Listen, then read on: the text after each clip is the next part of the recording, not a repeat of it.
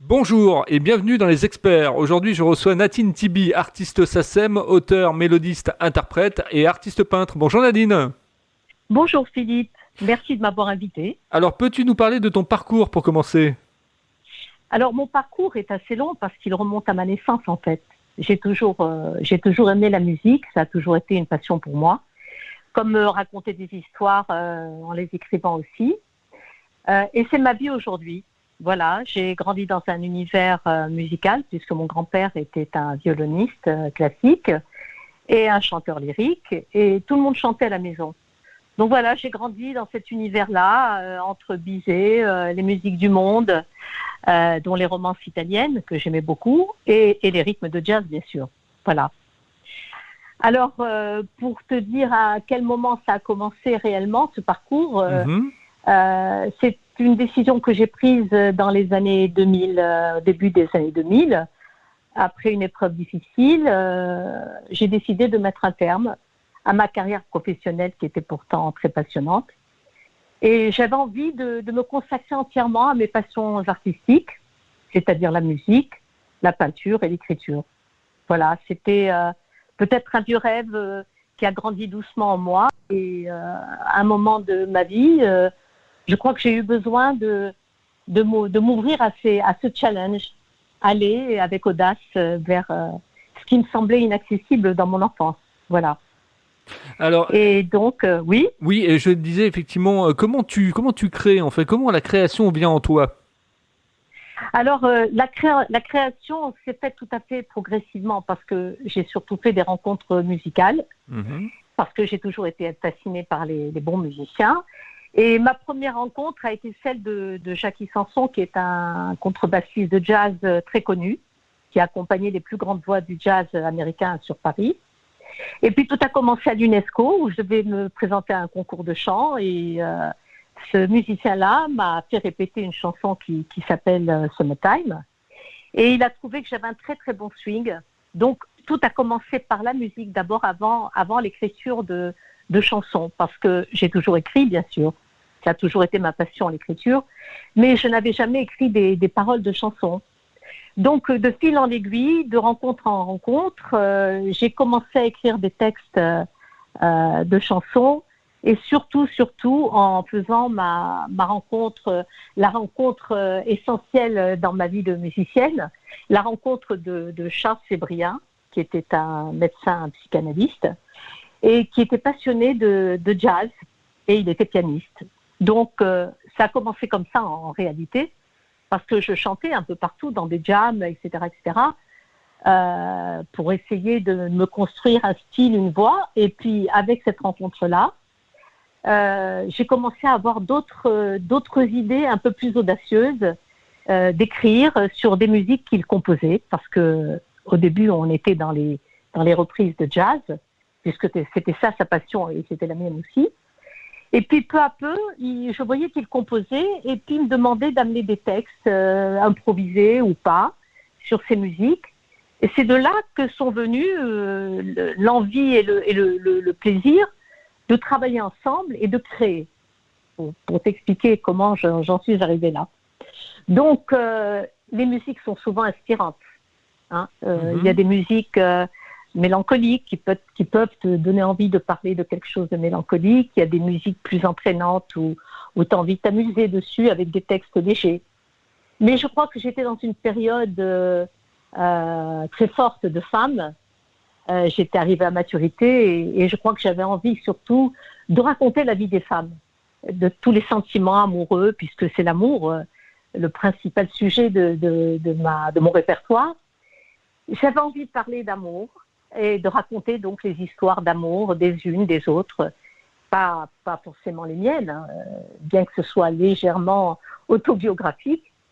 Mais je trouvais que c'était bien de raconter un petit peu ce qui se passait dans la vie des gens, la trame de la vie avec les joies, les bonheurs d'aimer, les souffrances de l'amour, etc., etc. Donc c'est là qu'on a commencé à avoir des inspirations ensemble pendant plusieurs mois, jusqu'à arriver à créer une première vraie chanson solide. Alors j'écris en anglais, en français, en italien, bien sûr, suivant les mélodies que j'entends. Et justement, ce Charles Sébriat était un Slave, et j'avais réussi à l'emmener vers les couleurs du soleil, puisque je suis originaire d'un pays du soleil. Et voilà, donc il m'a suivi et j'ai créé des chansons en italien, des inspirations italiennes, des chansons un petit peu de jazz, avec tout ce que ça représente de sensuel. Et puis des histoires de vie, à chaque fois, que ce soit en anglais, en italien, en français, des histoires de vie. Voilà, mes inspirations viennent de la vie de tous les jours, de tout le monde, et de ma propre vie. Voilà comment je suis inspirée. Et comment tu choisis une chanson? Comment tu sais que cette chanson va devenir un succès? Ah ben, c'est très difficile de répondre parce que ce sont souvent ceux qui écoutent qui vont me dire oui, c'est réussi, c'est bien, c'est formidable.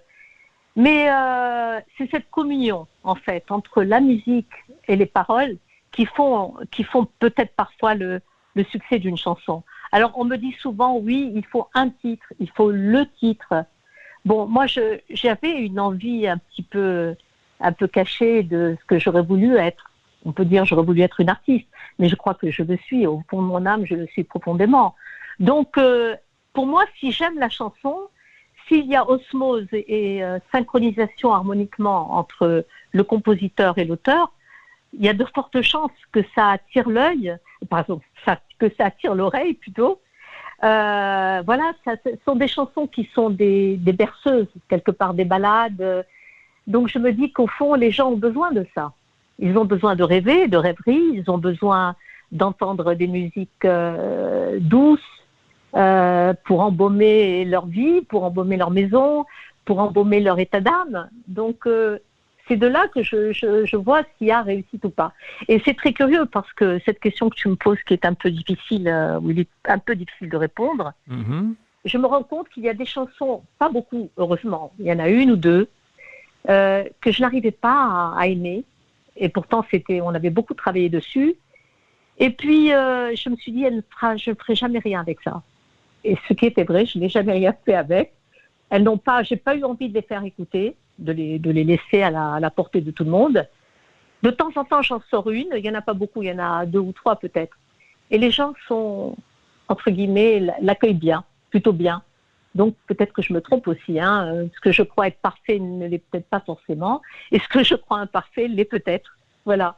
Donc c'est le public en fait qui m'éclaire là-dessus, sur ce que je fais, sur le travail que je fais, sur ce partage d'émotions en fait qui m'habitent, comme voilà les émotions de l'amour, les sons mélodieux, etc., etc. Alors nous on faisait des pianos-voix évidemment au début, et puis on s'est laissé prendre au jeu de la création.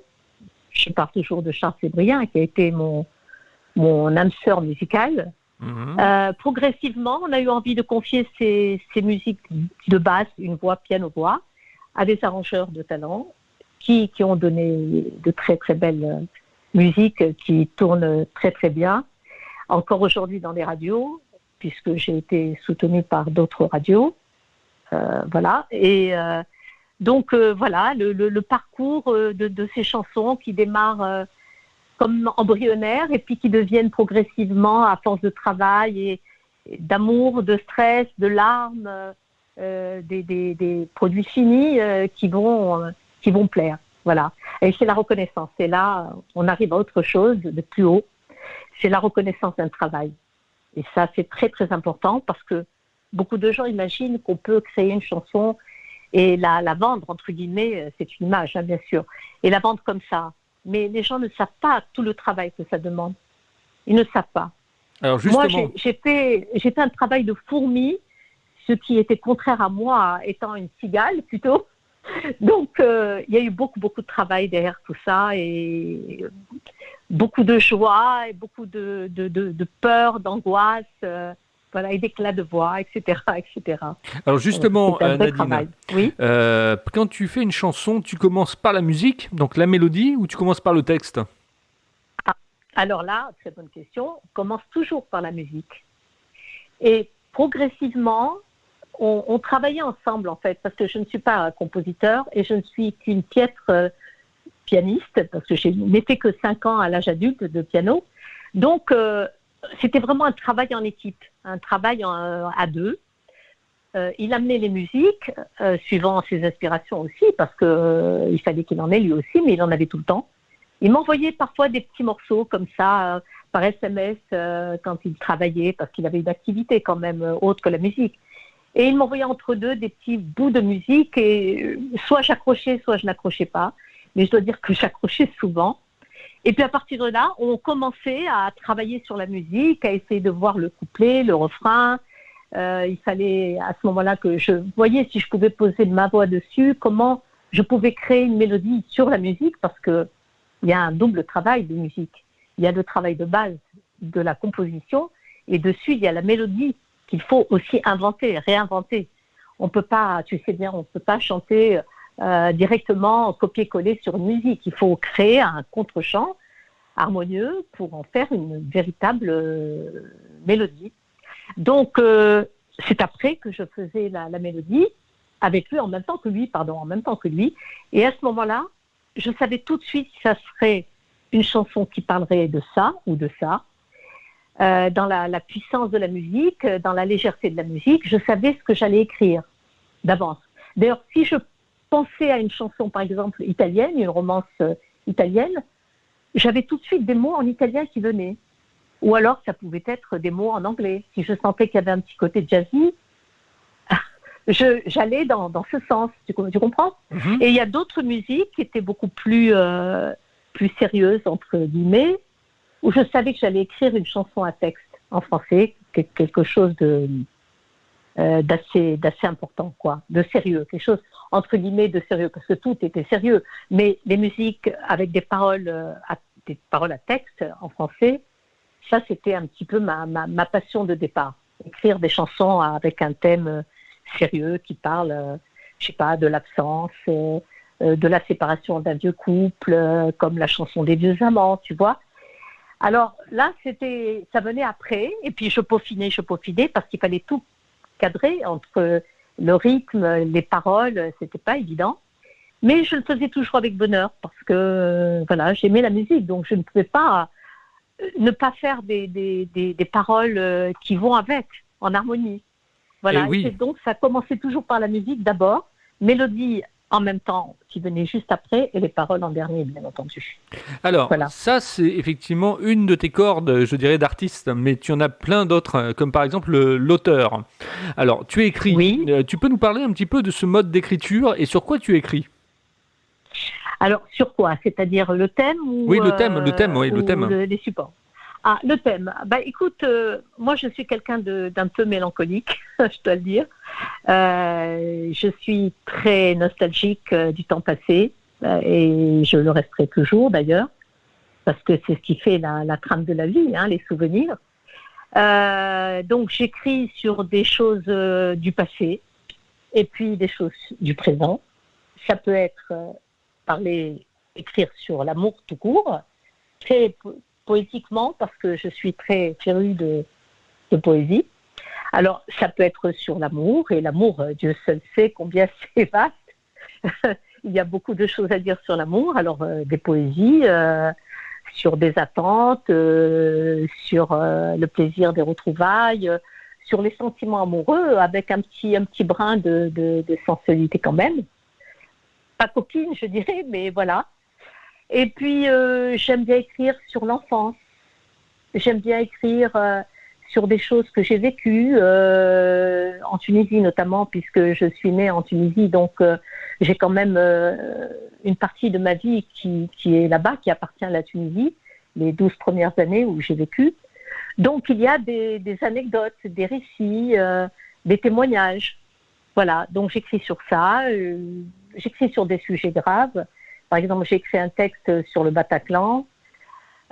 J'ai écrit un texte sur cette maladie horrible dont je ne préfère ne pas parler en ce moment. Voilà, j'écris toutes sortes de choses, des choses qui me touchent en fait, des choses qui me touchent. Je ne peux pas inventer des personnages, je ne sais pas inventer. Je parle de choses réelles, de choses vécues et de choses qui touchent réellement, pas des histoires imaginaires. Voilà, je suis dans la réalité. Je parle de réalité, de la vie, des choses. Tu écris, effectivement, tu postes ton imagination ou effectivement des souvenirs justement sur quel support? Puisque tu en parlais tout à l'heure, est-ce que c'est l'ordinateur ou est-ce que c'est le papier? Alors, avant c'était le papier, j'écrivais beaucoup sur des papiers, n'importe quel papier d'ailleurs, parce que j'écrivais souvent dans des terrasses de brasserie. Curieusement, alors qu'il y a plein de bruit autour de moi, quand j'ai une idée qui commence à germer, j'écris. Alors des fois, je n'ai pas de papier sur moi, ça peut arriver, que je n'ai pas mon bloc sur moi. Et vous savez, il y a les rondes, vous savez, chaque fois que je vous vois, c'est pas grave. Il y a les espèces de ronds de table qu'on met pour déjeuner en papier avec des petites pubs. Et ben, j'écris entre les lignes. J'écris tout ce qui me vient à l'esprit sur un thème précis, bien sûr. J'essaye de faire des tournures de phrases pour que... j'écris librement, en fait, tout ce qui me passe par la tête sur le même thème. Et progressivement, je peaufine, je dégrossis pour arriver à quelque chose qui tient la route et qui peut orner une musique, qui peut donner un sens à une musique. Voilà. Donc ça se passe dans une brasserie. Ça peut se passer la nuit, souvent. Quand je suis dans le noir, dans l'obscurité, le silence, j'ai une idée comme ça, quelque chose qui me vient à l'esprit, une rêverie quelque part. Et alors là, ça arrive et à flot. Ça arrive à flot et puis je finis ma nuit assise en train d'écrire. Et je passe ma nuit à écrire un texte que je peaufine à la prochaine nuit. Donc ça peut commencer à 11h du soir jusqu'au lendemain à midi ou ça peut commencer à 8h du matin et ça finit le soir suivant mon inspiration. Voilà. Donc ça peut être la nuit, ça peut être là, et puis devant des paysages, bien sûr, on le dira jamais assez, et qu'on est souvent influencé par un joli paysage, par la mer. Moi j'adore la mer, donc ça m'inspire énormément, tous ces paysages marins, la montagne. Voilà, tout ce qui est beau à regarder, ça m'inspire pour écrire. Et ben là, voilà, tu me donnes l'enchaînement, Nadine. On va parler effectivement du côté artiste-peintre, justement, les paysages, les beaux couchers de soleil, les senteurs qu'on fait imaginer à celui qui regarde la toile ou à celle qui regarde la toile. Comment t'es venue effectivement à la peinture ? Alors, en fait, la peinture, parce que je parlais au début d'une épreuve difficile qui m'a fait avancer vers une vie un peu différente, même très différente. J'avais dans mes relations un artiste peintre qui essayait de m'initier à sa peinture, à l'huile. Donc j'ai commencé, j'ai vu tant de belles choses venant de lui que j'ai eu envie d'apprendre. Et voilà, et puis j'ai commencé à apprendre avec lui. Et puis j'ai été prise de passion par tout ça et je me disais qu'il fallait quand même que j'apprenne la technique principale pour peindre, pour réussir un tableau. Parce que je faisais des dessins, je dessinais beaucoup, mais je ne peignais pas. Et donc, j'ai été m'inscrire à des cours de peinture. C'était une grande peintre qui s'appelle Mariana Luisa, pour ne pas la nommer. Et j'ai pris des cours avec elle dans un atelier pendant longtemps. Et justement, cette personne m'a aussi coachée pour maîtriser le trac que j'avais sur une scène. Alors, elle me demandait, entre 2 séances de peinture, de faire un petit concert a cappella devant des personnes qui apprenaient comme moi. Et c'est là que ça a commencé à germer aussi l'idée des concerts. Voilà. Donc, j'ai appris la peinture avec elle. Et puis après, bien sûr, j'ai fait cavalier seul. Une fois que j'avais acquis les principales techniques, comme l'acrylique, l'aquarelle, la peinture sur soie. Tu sais, tout ce qu'on apprend quand on est dans une école d'art. Bien sûr, oui. Et je me suis dit, bon allez, j'y vais, je me lance. Et c'était vraiment devenu une vraie passion qui me prenait beaucoup de temps, beaucoup de place dans ma vie. Et j'ai fait des expos avec un regard de femme sur d'autres femmes parce que j'ai eu la passion des portraits, beaucoup. Je dessinais un petit peu, quelquefois des paysages. Bon là, j'essaye de faire un peu plus de paysages parce que j'ai toujours ce plaisir de faire des portraits. Des portraits de femmes de toutes sortes, inspirés des grands peintres qui ont toujours fait des portraits comme Van Dongen, etc., Modigliani, etc. Donc voilà, je fais de la peinture qui représente surtout des portraits de femmes, notamment, avec beaucoup de couleurs.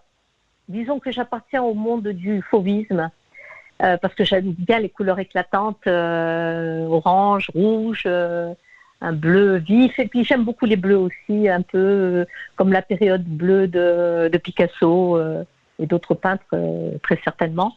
J'ai des périodes comme ça où je fais beaucoup de choses bleues, dans des camaïeux de bleu, et toujours des personnages. Et pour les gens qui nous écoutent, c'est sur des grandes toiles, c'est sur des petits formats, comment ça se passe ? Pour la peinture, pour la peinture, je travaille beaucoup sur de grands formats. J'ai jamais fait sur des petits formats parce que j'ai toujours le geste très large. J'ai besoin d'espace et j'ai tout de suite commencé par des 50-60 pour arriver à des 2 mètres, des formats beaucoup plus grands. Et puis ces derniers temps, j'ai eu une petite secousse à l'épaule et il m'a fallu descendre un peu de 2-3 crans pour travailler sur des petits formats, enfin des petits moyens, disons, par rapport à ce que je faisais.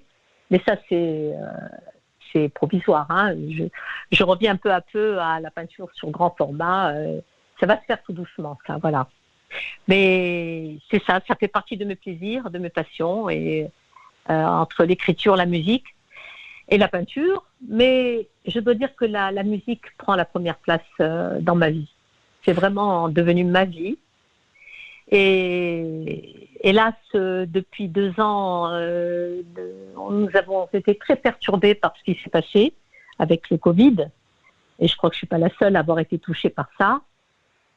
Et puis, chose encore plus triste, j'ai perdu mon compagnon de musique il y a 2 ans, qui m'accompagnait dans mes concerts, qui était mon alter ego, mon âme sœur, si je puis dire.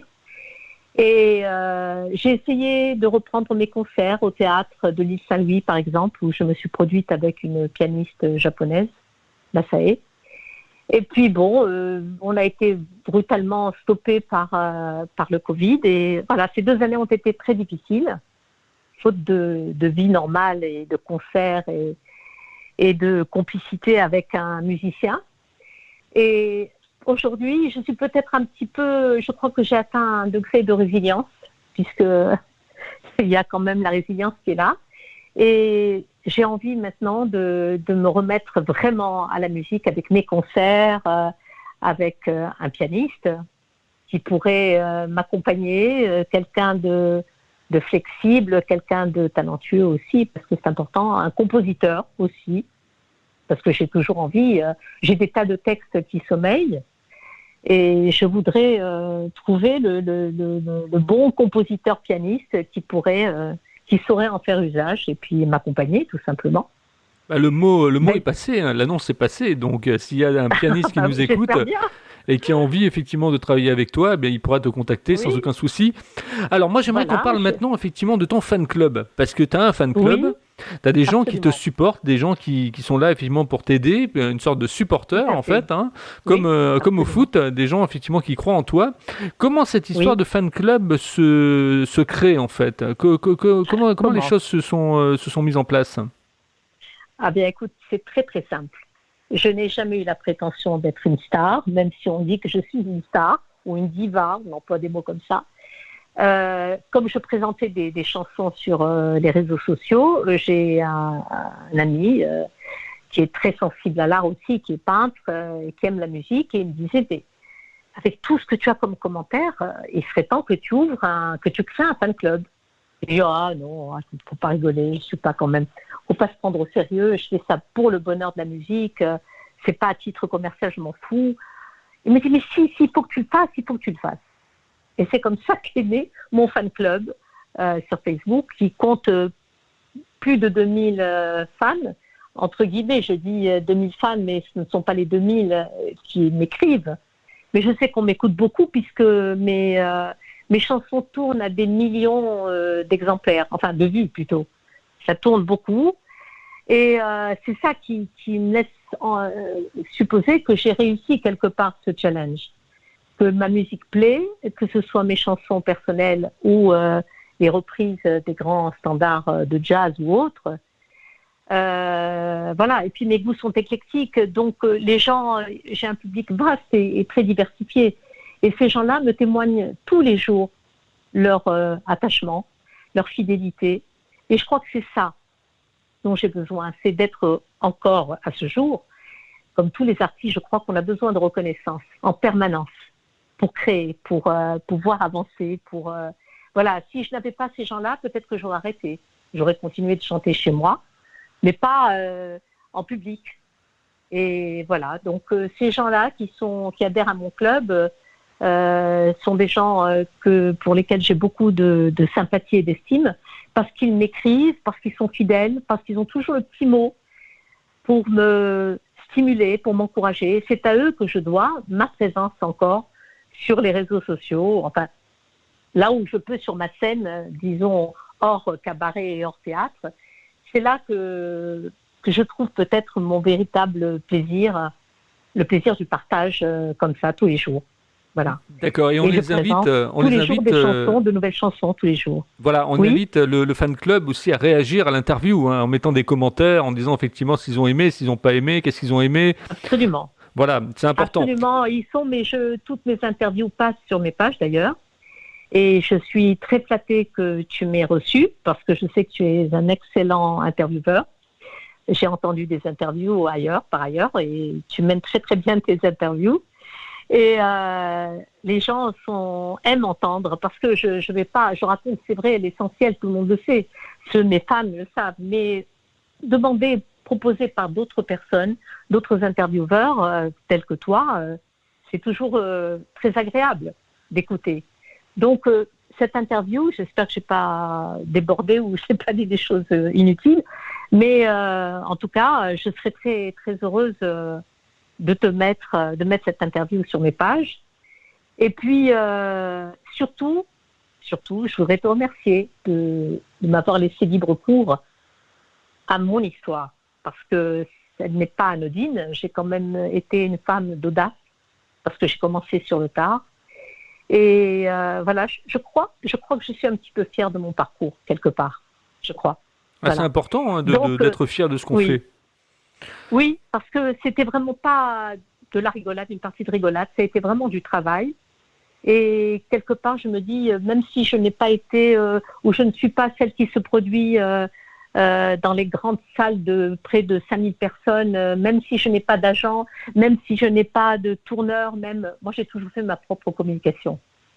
Mais j'aurais bien aimé qu'on m'aide un petit peu aussi, parce que je préfère me consacrer à l'écriture, à l'art de pratiquer mon art, librement. Et voilà, j'ai pas toujours le temps de faire tout ça. Mais voilà, donc tu me laisses parler, c'est formidable, parce qu'on me dit toujours que tu es trop bavarde. Dans les interviews, il faut dire le minimum. Mais là, ce qui est formidable, c'est qu'avec toi, je peux parler et raconter mon histoire. Tout à fait. On va terminer cette interview avec la question qui amuse tout le monde. Justement, tu as un peu anticipé dessus, mais je vais quand même la poser parce que tout le monde l'attend. C'est comment tu trouves ma façon d'interviewer les gens? Ta façon d'interviewer les gens? Eh ben, écoute, d'abord, je trouve que tu as un certain talent pour amener les gens à te dire, à dire ce qu'ils ont envie de te dire aussi. Donc, je crois qu'il y a une subtilité dans tes questions qui amène les gens à y répondre, surtout ce qu'ils ont envie de raconter, de répondre.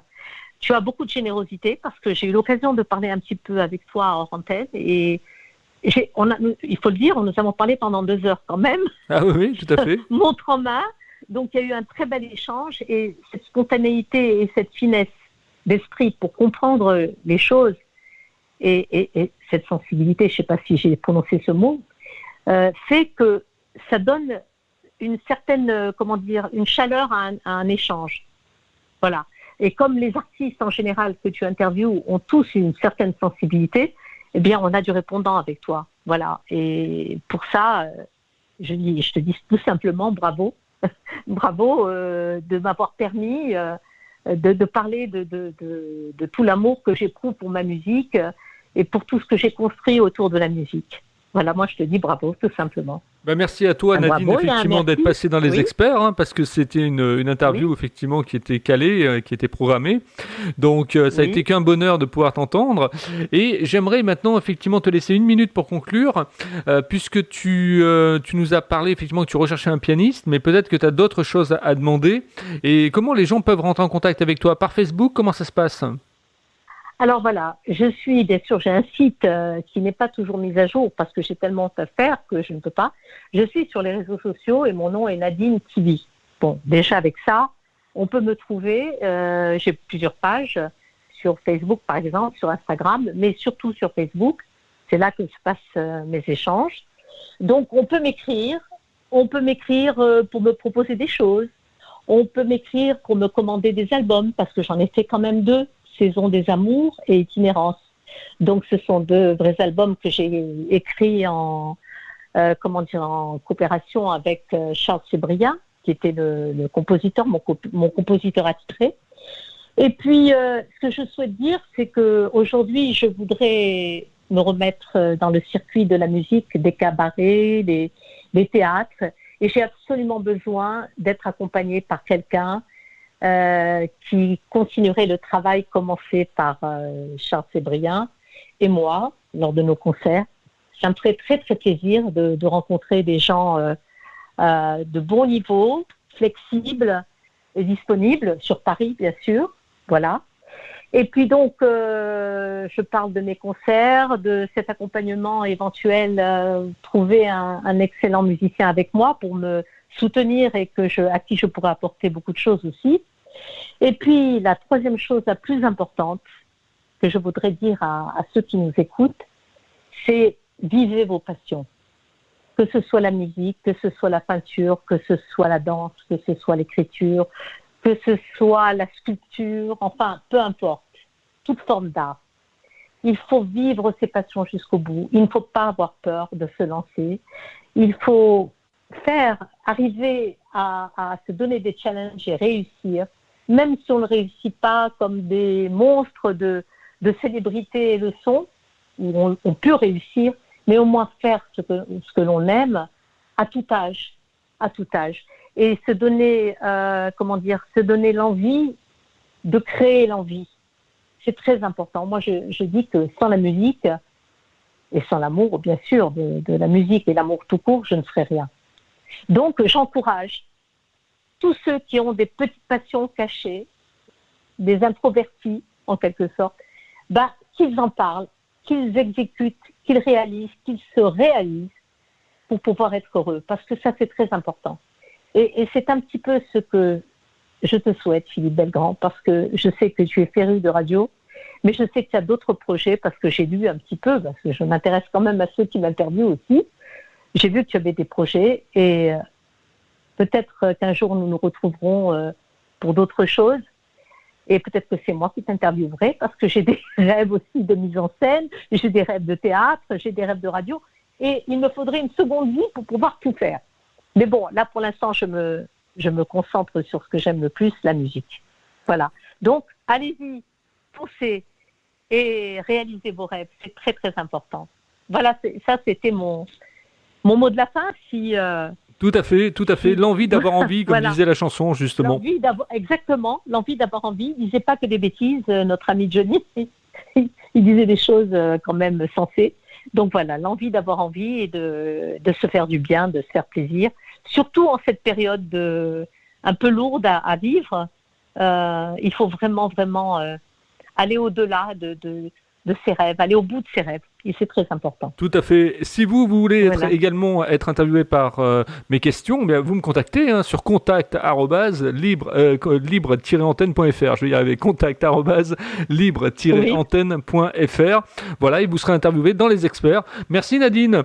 On va effectivement remercier les gens de nous avoir écoutés et puis on va leur dire effectivement à demain pour un nouvel invité.